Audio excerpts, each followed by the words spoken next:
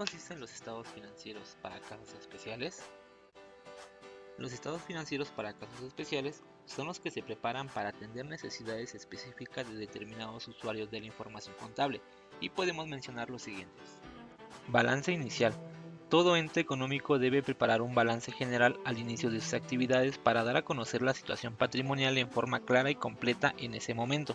Estados financieros de periodos intermedios. Son los mismos estados financieros básicos que se preparan durante el transcurso del periodo para satisfacer solicitudes de autoridades que ejercen inspección y control o necesidades de los administradores del ente económico. Estados de costos. Son estados que permiten conocer en detalle erogaciones y cargos realizados en la producción de bienes y servicios, de los cuales el ente económico deriva sus ingresos. Estado de inventario. Estado que permite comprobar en detalle la existencia de cada partida del balance general. Estados financieros extraordinarios. Son los estados que se preparan durante el periodo, a raíz de decisiones especiales relacionadas con transformación, fusión, oferta pública de valores, solicitud de concordato con acreedores o venta del establecimiento. Estados de liquidación. Estados que se presentan con ocasión del cese de operaciones para informar sobre el avance en la realización de los activos y en la cancelación de los pasivos. Estados financieros comparativos. Son los estados que presentan cifras correspondientes a dos fechas diferentes. Los estados financieros de propósito general se deben presentar en forma comparativa con los del periodo inmediatamente anterior. Los periodos deben tener la misma duración, o en caso contrario, consultar el mismo lapso del ciclo de operaciones. Estados financieros certificados y dictaminados. Un estado financiero se entiende certificado cuando viene acompañado por la firma del representante legal, del contador público y del revisor fiscal, si lo hubiere, quienes dan testimonio de que han sido tomados fielmente de los libros. Para que un estado financiero sea dictaminado, debe estar acompañado por la opinión del contador público que lo examinó, observando las normas de auditoría general aceptadas. Los requisitos para cotizar en la Bolsa Mexicana de Valores son los siguientes. 3 años de historial de operación. Situación financiera de la emisora, tratándose de SAPI, deberán tener al menos un capital equivalente a $12 millones. Contar con estados financieros auditados los últimos 3 ejercicios, elaborados bajo las normas internacionales de información financiera. Información jurídico-corporativa. Ofertar abiertamente entre el gran público inversionista al menos 10 millones de acciones o certificados de participación ordinarios. Precio mínimo de cada valor a ofertar de una unidad de inversión. El porcentaje que deberá colocarse, siendo SAP, entre el gran público inversionista será al menos 15% del capital social de la emisora, o cuando menos equivalente en moneda nacional a 950 millones de unidades de inversión. Un número de accionistas obtenedores de título de crédito que la representen una vez realizada la operación de colocación. No podrá ser menor al 100. Las sociedades de inversión y demás personas morales, fondos y fideicomisos se consideran como un inversionista a las emisoras que hayan adquirido acciones representativas de su capital.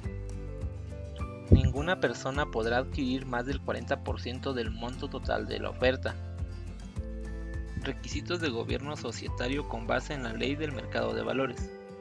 Informe de la emisora a la bolsa y al público inversionista de su grado de adhesión al Código de Principios y Mejores Prácticas de Gobierno Corporativo. Prospecto de colocación. Oficio de autorización de la Comisión Nacional Bancaria y de Valores. Los estados financieros consolidados son los mismos estados financieros básicos cuando existe relación entre una matriz y entes subordinados, caso en el cual se deben preparar como si fuesen los de una sola empresa. Entonces, podemos destacar lo siguiente. Es una combinación de estados financieros de la matriz con las empresas dependientes. No aparecen ni la inversión en las subsidiarias ni tampoco el patrimonio de estas. Es lo que se denomina eliminaciones patrimoniales. Tampoco aparecen las transacciones de tipo económico ni financiero que se produzcan dentro del grupo. Los estados consolidados son: balance consolidado.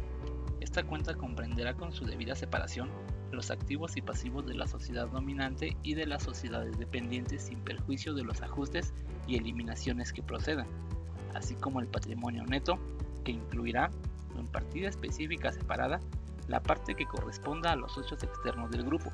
También se integran los activos y pasivos de las sociedades multigrupo a las que se les aplique el método de integración proporcional. Cuenta de pérdidas y ganancias consolidado. Esta cuenta comprenderá con la debida separación los ingresos y los gastos de la sociedad dominante y de las sociedades dependientes, excepto cuando proceda su imputación directa al patrimonio neto de acuerdo con lo previsto en las normas sin perjuicio de los ajustes y eliminaciones que procedan, y el resultado consolidado con distinción de la parte atribuida a la sociedad dominante y a los socios externos del grupo. Además, se integra en la cuenta de pérdidas y ganancias consolidada los ingresos y gastos de las sociedades multigrupo, a las que se aplique el método de integración proporcional en el porcentaje que represente la participación del grupo en su capital social, excepto cuando proceda su imputación directa al patrimonio neto de acuerdo con lo previsto en las normas y sin perjuicio de los ajustes y eliminaciones que procedan. Estado de variaciones del patrimonio neto consolidados. Consta de dos partes cuyo contenido es el que se muestra a continuación. 1. Estado de ingresos y gastos reconocidos consolidado. 2. Estado total de cambios en el patrimonio neto consolidado. Estado de flujos de efectivo consolidado. Informa sobre el origen y la utilización de los activos monetarios representativos de efectivo y otros activos líquidos equivalentes, clasificando los movimientos por actividades e indicando la variación neta de dicha magnitud en el ejercicio.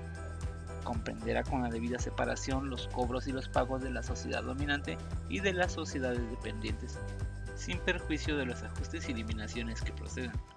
Además, se integran los cobros y pagos de las sociedades multigrupo a las que se aplique el método de integración proporcional en el porcentaje que represente la participación del grupo en su capital social, sin perjuicio de los ajustes y eliminaciones que procedan. Memoria consolidada. La memoria consolidada completa, amplía y comenta la información contenida en los restantes documentos que integran las cuentas anuales. Como conclusión, podemos decir que el análisis de cuentas anuales consolidadas es un análisis contable similar al que se puede realizar respecto de unas cuentas anuales individuales, si bien la utilidad de uno y otro es distinta. Así, cuando se esté realizando un análisis desde la perspectiva de cualquier usuario externo, el análisis relevante será normalmente el de las cuentas anuales consolidadas.